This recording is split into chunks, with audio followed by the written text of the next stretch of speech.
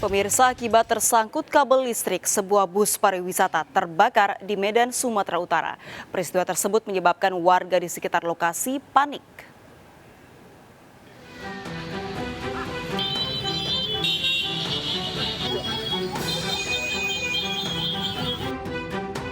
Api membakar atap sebuah bus pariwisata yang melintas di Jalan Sudirman, tepatnya di seberang rumah dinas gubernur di Medan, Sumatera Utara. Kobaran api dan asap hitam pekat mengepul dari bus. Dengan peralatan seadanya, kernet truk berupaya memadamkan api. Diduga kebakaran dipicu korsleting dari kabel listrik yang melintas di jalan dan mengenai bagian atap bus. Lagi lewat tadi mobilnya, tiba-tiba ada korslet di atas mobil itu, Bang. Jadi tiba-tiba muncul api. Jadi kernetnya datang naik ke atas, untuk mematikan tidak bisa. Api berhasil dipadamkan setelah 2 unit mobil pemadam kebakaran diterjunkan ke lokasi. Tidak ada korban jiwa dalam peristiwa tersebut. Kerugian diperkirakan mencapai puluhan juta rupiah. Dari Medan, Sumatera Utara, Ahmad Ridwan Nasution melaporkan. Akibat gagal menyalip truk di depannya, sebuah truk tangki Pertamina menabrak sebuah klinik dan apotek di Kabupaten Tasikmalaya, Jawa Barat. Bangunan klinik rusak karena kepala truk menerobos ke dalam ruangan.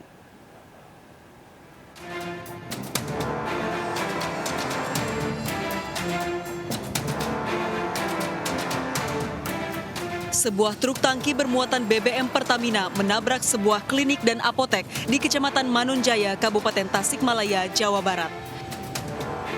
Bangunan klinik rusak akibat sebagian kepala truk menerobos ke dalam apotek. Selain menabrak bangunan, truk juga menabrak sebuah motor yang dikendarai oleh Dian, 23 tahun. Kecelakaan tersebut terjadi pukul 5 pagi hari. Menurut pengakuan korban, truk tiba-tiba melaju mengarah klinik saat korban hendak keluar dari klinik dengan mengendarai motor. Korban berhasil menghindar dari hantaman truk, namun motornya rusak tertabrak. Diduga, truk yang dikemudikan Hilman Antonio, 28 tahun tersebut, kehilangan kendali saat hendak menyalip truk yang ada di depannya. Dari sini mau pulang ke rumah dulu, tiba-tiba truk tangki udah ada di posisi kanan, udah mau masuk ke apotek ke sini. Alhamdulillah saya bisa menghindar, saya agak mundur sedikit, ini digulingkan, saya langsung lari ke belakang.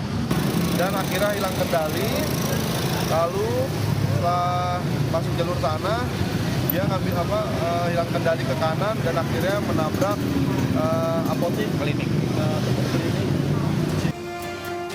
Tak ada korban jiwa maupun luka dari peristiwa tersebut. Kasus tersebut dalam penyelidikan unit Gakum Satlantas Polres Tasikmalaya Kota. Dari Tasikmalaya, Jawa Barat, Asep Juharyono melaporkan. Pemirsa, praktik prostitusi online di Kota Padang, Sumatera Barat memanfaatkan hotel untuk mencari pelanggan dengan menyewa kamar. Di antara wanita yang ditawarkan kepada pelanggan adalah anak di bawah umur.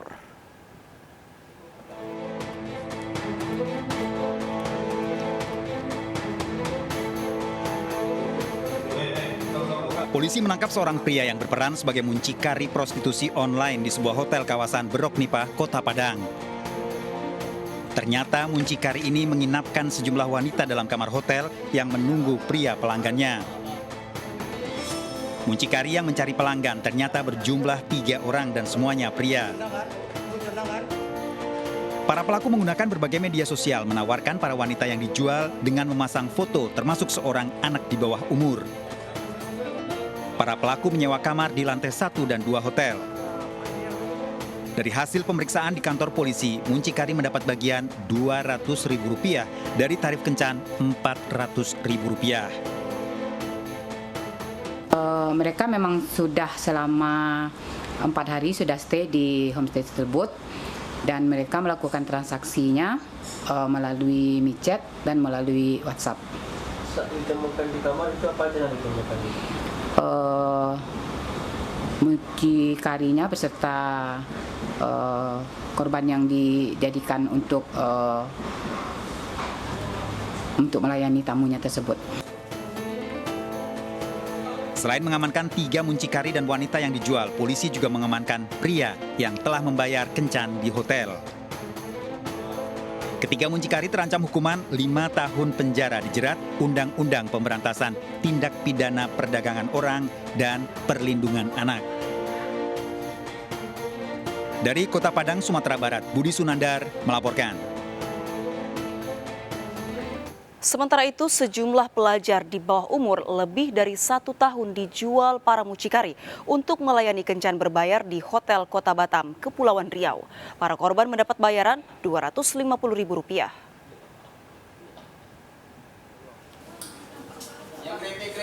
Polisi menggerebek sebuah hotel di Kota Batam, tempat praktik prostitusi yang menawarkan remaja di bawah umur. 2 pelajar ditemukan polisi dalam kamar sedang menunggu pria pelanggan kencan. Praktik prostitusi tersebut ternyata dikendalikan 2 resepsionis hotel yang berperan sebagai mucikari. Mucikari menawarkan para korban untuk berkencan dengan pria pelanggan dengan tarif Rp1 juta. Namun para korban hanya menerima uang Rp250.000 sekali kencan. Praktik prostitusi terungkap setelah orang tua korban mengetahui anaknya melayani kencan berbayar.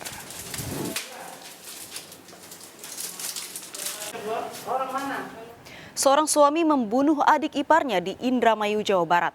Pelaku menuding korban membantu proses perceraian dengan istrinya yang tak lain merupakan kakak korban.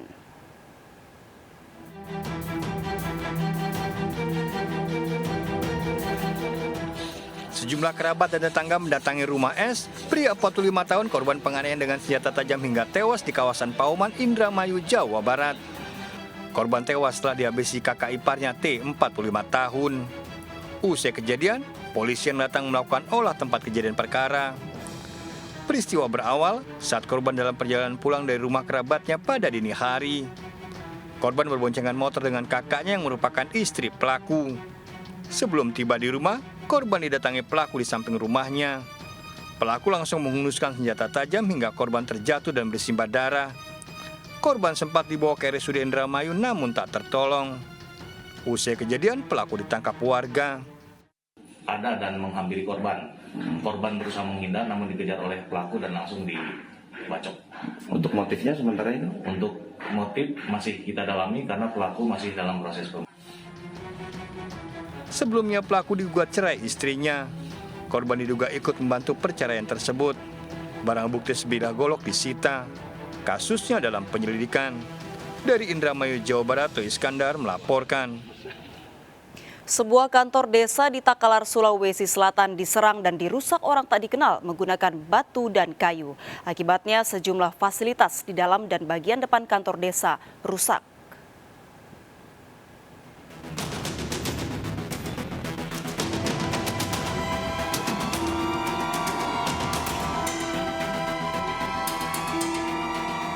Kantor Desa Sampulungang, Takalar, Sulawesi Selatan menjadi sasaran penyerangan orang tak dikenal. Akibatnya sejumlah fasilitas kaca dan bagian depan kantor rusak. Diduga pelaku menyerang kantor menggunakan batu dan kayu dan dilakukan jelang tengah malam. Sementara motif masih dalam penyelidikan polisi.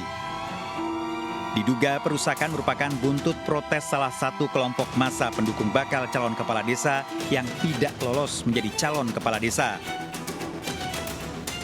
Jadi indikasinya adalah adanya salah satu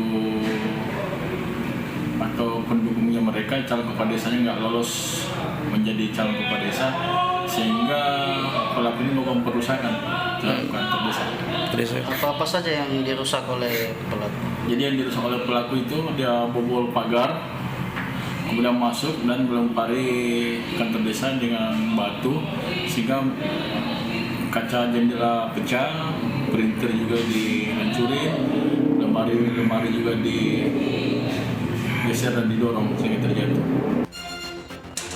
Jajaran Polsek Galesong dan Polres Takalar masih menyelidiki pelaku. Polisi juga bersiaga di lokasi mengantisipasi serangan susulan.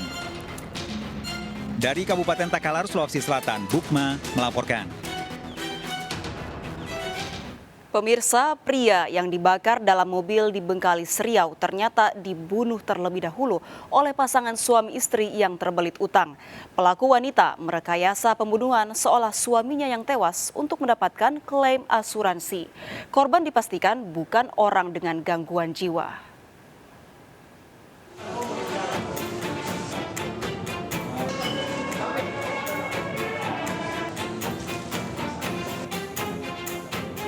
Makam korban pembakaran pasangan suami istri di Desa Talang Mandau, pinggir Bengkalis, dibongkar tim forensik dan Bidokes Polda Riau dengan penjagaan polisi untuk dilakukan ekshumasi. Korban saat dimakamkan hanya tinggal sisa sebagian tubuhnya akibat dibakar dalam mobil. Hasil otopsi jenazah dari sampel tubuh korban identik dengan Ilham, seorang pria warga Titian Bengkalis yang berusia 20 tahun. Terungkapnya identitas korban, selain laporan keluarga juga foto yang ditunjukkan pada tersangka. Dua foto atau dua identitas terkait ODGJ yang biasa berkeliaran di seputaran jalan tersebut. Kemudian dari foto ini kita perlihatkan kepada tersangka dan ditunjuk satu dari dua identitas ini. Nah, dari sini kemudian kita kembangkan lagi penyelidikan dan akhirnya kita dapatkan identitas korban. Dan juga kita sudah melakukan pemeriksaan atau cross check kepada saksi yang melihat pelaku saat membawa atau menaikkan korban ke dalam mobilnya.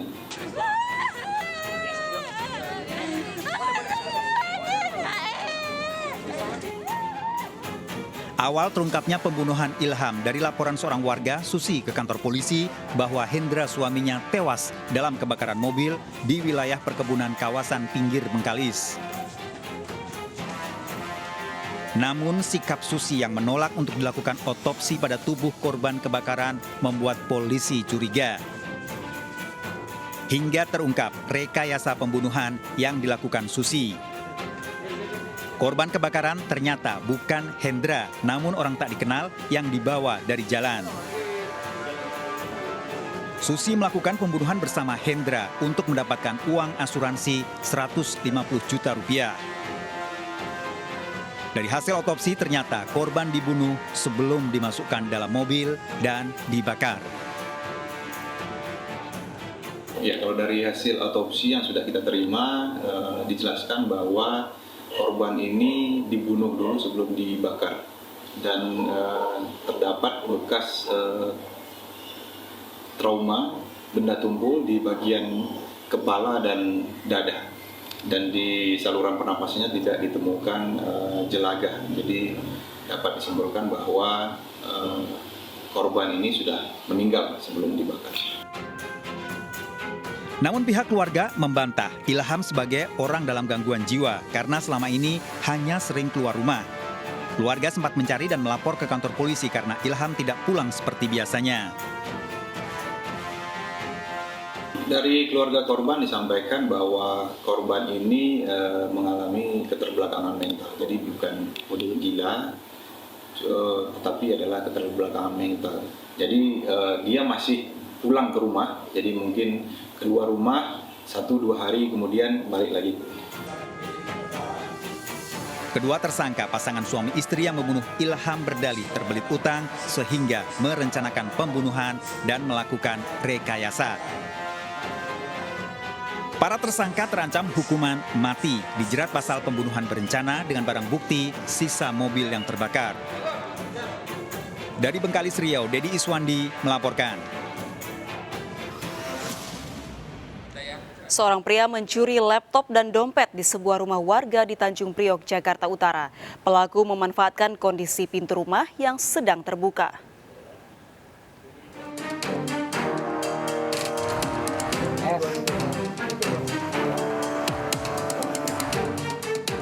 Seorang pria terekam CCTV nekat masuk ke dalam rumah warga di Kebon Bawang, Tanjung Priok, Jakarta Utara. Pelaku menggondol sebuah tas milik penghuni yang berisi 1 laptop dan dompet berisi uang tunai. Peristiwa tersebut terjadi saat pintu rumah sedang terbuka. Sebelum meninggalkan rumah korban, pelaku menyempatkan diri mencari makanan di meja makan. Saya pergi ke pasar. Pintu itu nggak ditutup karena ada suami saya lagi tidur. Lah, saya pergi ke pasar, nggak lama saya pergi ke pasar, anak saya turun dari atas. Dia mau lari pagi di gelanggang. Setelah anak saya pergi, nggak lama juga saya pulang. Tapi saya nggak menemukan anak itu. Berbekal rekaman CCTV, korban melaporkan kasus tersebut ke kantor polisi sektor Tanjung Priok. Pastikan pintu rumah terkunci meski sedang berada di rumah demi menghindari pencurian yang semakin marak terjadi. Dari Jakarta, Vendra Kurniawan melaporkan. Pencurian di sekolah di Kabupaten Jombang, Jawa Timur terekam CCTV. Pelaku diduga spesialis pencurian yang menyasar beberapa sekolah.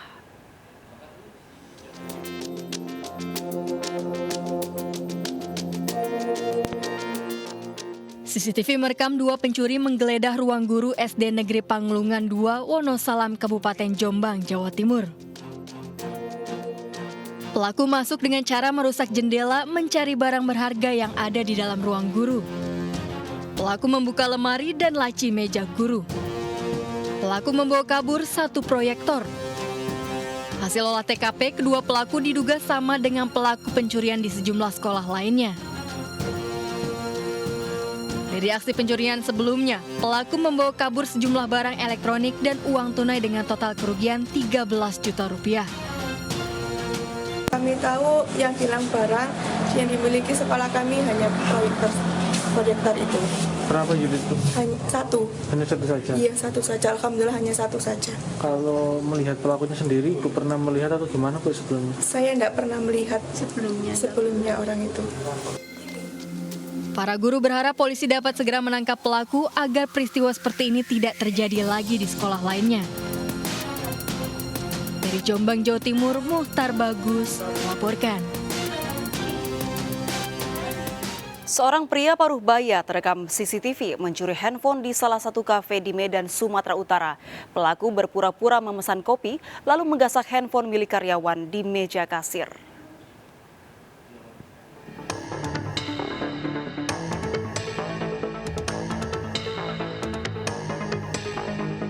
Pelaku pencurian berkendara motor masuk di salah satu kafe di kawasan Jalan Perdana Medan, Sumatera Utara. Memanfaatkan kesempatan saat berpura-pura memesan kopi, dengan cepat pelaku membawa kabur handphone milik karyawan kafe yang tergeletak di meja kasir. Pelaku langsung keluar, tancap gas melarikan diri. Korban sempat mengejar pelaku namun gagal. Pelaku itu sudah putar 2 kali di depan toko karena dilihatnya cewek sendiri, makanya dia berani ngambil gitu. Modusnya dia pesan kosu spesial gula aren 2 bungkus gitu. Karena di tengah kosong ada HP di meja, langsung diambil. Ada satu orang Bang. Ini katanya sih udah yang kedua kali. Aksi pencurian bukan kali ini terjadi. Sebelumnya kawanan pencuri membawa kabur sejumlah uang dengan modus berpura-pura menjadi pengemis. Korban laporkan pencurian ke polisi. Dari Medan, Sumatera Utara, Ahmad Ridwan Nasution melaporkan.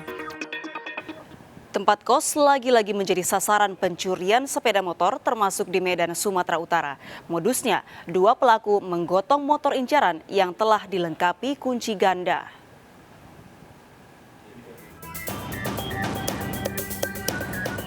Rekaman CCTV menunjukkan 2 pencuri beraksi di salah satu tempat kos Medan, Sumatera Utara. Memanfaatkan situasi sepi menjelang subuh, pelaku membobol gembok pagar, kemudian masuk tempat parkir dan mendekati motor incaran. Pelaku tampak kesulitan membobol kunci kontak motor karena motor metik dalam keadaan tergembok di bagian cakram. Mereka pun menggasak motor dengan cara menggotong. Pencurian baru diketahui saat penghuni kos bangun pada pagi harinya. Datang jam 4 subuh kan Bang. Kejadiannya diangkatlah keretanya digotong 2 pelaku. Sebelumnya memantau dulu, melihat bahkan mengintip kamar sini sebelah. Dibobol ya, dibobol lah agar menggunakan alat kurang jelas sih Bang CCTV itu, tapi pelaku itu 2 orang. Dalam sebulan terakhir terjadi 2 kali pencurian di tempat kos tersebut. Sebelumnya, 2 motor penghuni kos juga raib di gondol maling. Pemilik kendaraan kembali diimbau melengkapi pengamanan dengan memasang alarm untuk mempersempit ruang gerak komplotan pencuri. Dari Medan, Sumatera Utara, Ahmad Ridwan Nasution melaporkan. Belasan pelajar sekolah dasar di Kabupaten Tanah Laut, Kalimantan Selatan dilarikan ke puskesmas usai mengikuti apel pagi. Belasan siswa diduga keracunan setelah mengonsumsi jajanan di sekitar sekolah.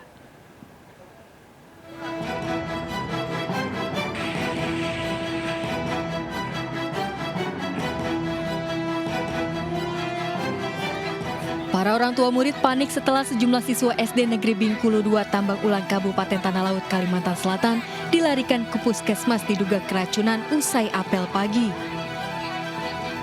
Belasan siswa mengaku pusing, mual, hingga muntah. 14 siswa dievakuasi ke puskesmas Tambang Ulang untuk mendapat perawatan. Beberapa korban mengaku baru saja mengkonsumsi jajanan yang dibeli di sekitar sekolah. 2 jam dilakukan observasi, para pelajar berangsur pulih diperbolehkan pulang ke rumahnya masing-masing.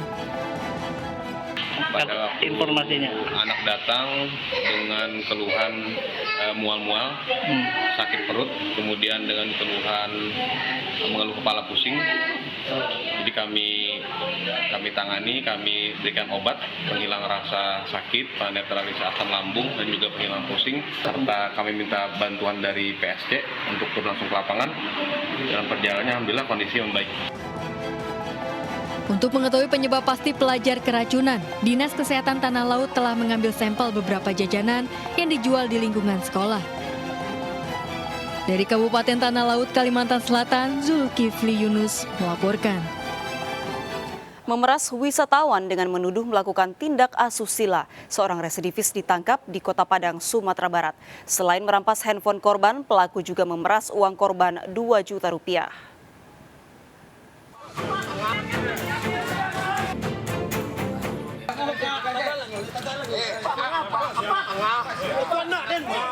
RR 29 tahun pelaku pemerasan ditangkap di daerah Koto Marapak, Kecamatan Padang Barat, Kota Padang. Pelaku merupakan residivis kasus pencurian dengan kekerasan yang sudah 3 kali keluar masuk bui. Penangkapan tersangka juga dihalangi oleh sejumlah pihak keluarga pelaku di lokasi. Tersangka dibawa ke Mapolresta Padang guna menjalani proses hukum lebih lanjut. Polisi mengamankan 1 unit HP milik korban yang dirampas oleh pelaku. Dalam menjalankan aksinya, pelaku mencari target sejumlah remaja yang tengah bersantai di kawasan wisata Pantai Padang. Pelaku kemudian menuduh korban melakukan perbuatan asusila. Pelaku meminta korban membayar uang denda untuk pemuda setempat hingga Rp2 juta. Kemudian modus dari pelaku ini sendiri, dia mendatangi muda-mudi yang duduk-duduk di pinggir pantai pada malam-malam hari, kemudian menuduh para muda-mudi ini melakukan hal-hal yang tidak semestinya, tidak wajar atau perbuatan yang tidak senonoh, kemudian diancam akan dibawa ke tempat atau ke pos pemuda, kemudian disitulah dilakukan pemerasan.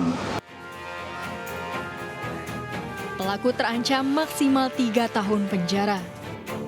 Dari Padang, Sumatera Barat, Budi Sunandar melaporkan. Seorang pria penganiaya mahasiswa di Surabaya, Jawa Timur ditangkap polisi. Pelaku memukul korban menggunakan sebuah tongkat beisbol karena kesal mobil yang dikendarainya nyaris bertabrakan dengan mobil korban.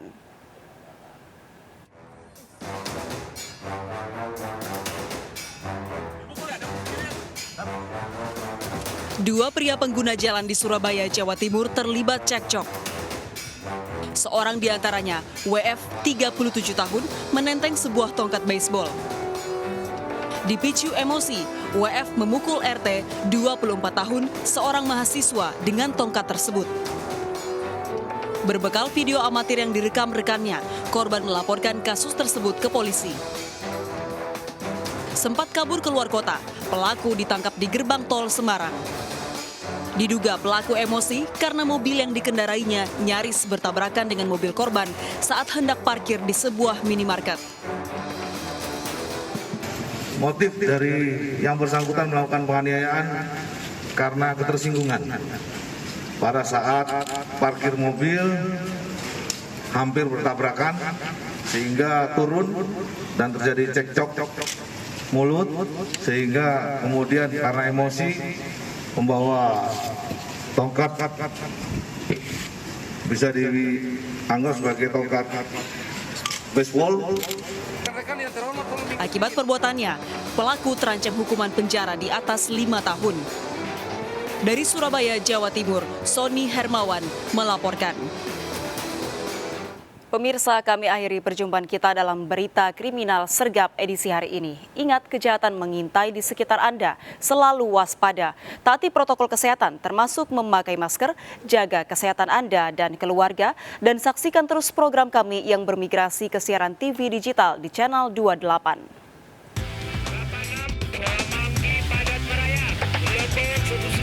Jajaran Puri hingga saat ini aman terkendali. Seluruh jajaran kuda-kuda mengingati